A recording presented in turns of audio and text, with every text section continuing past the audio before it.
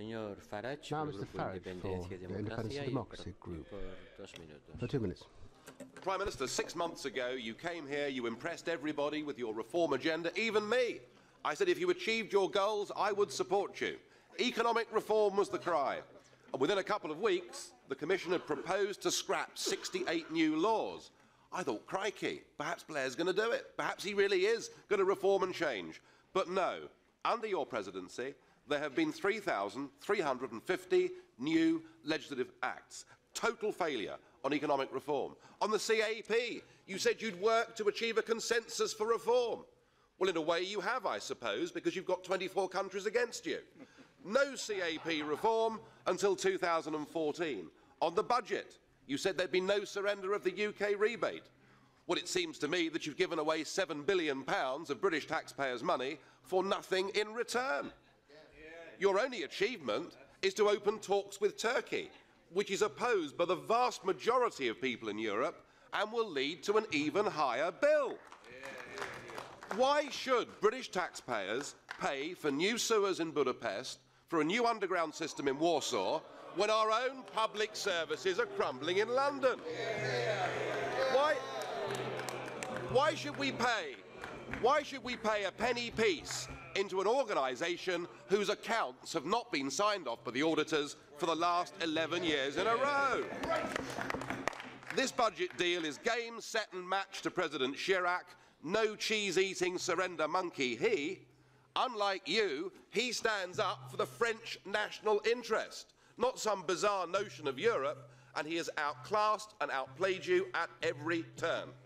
Your only real achievement is that Britain is now isolated, alienated.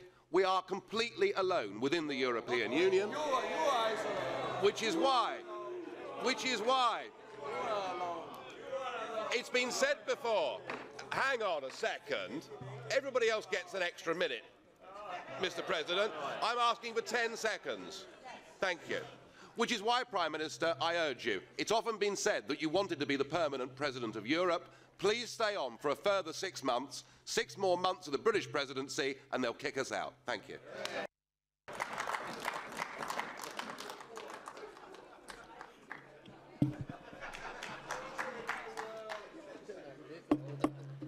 Yeah, well, thank you very much, all of you. Right.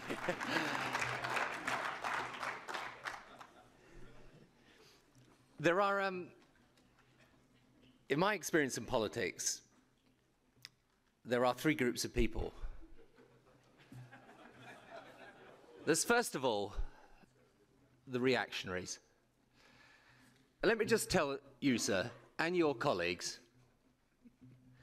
you sit with our country's flag, you do not represent our country's interests.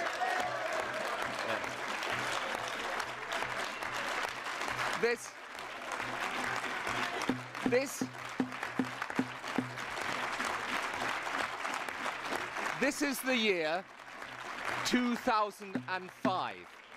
This is the year 2005, not 1945. We're not fighting each other anymore. These are our partners, they're our colleagues, and our future lies in Europe. And when you and your colleagues say, what do we get in return for what we contribute to enlargement? I tell you what we get. We get a Europe that is unified after years of dictatorship in the East. We get economic development in countries who we have championed. We get a future reform that allows us, once and for all, to put an end to discussion about rebates, common agricultural policy, and get a proper reform budget for Europe. That's what we get if we have the vision to seize that opportunity.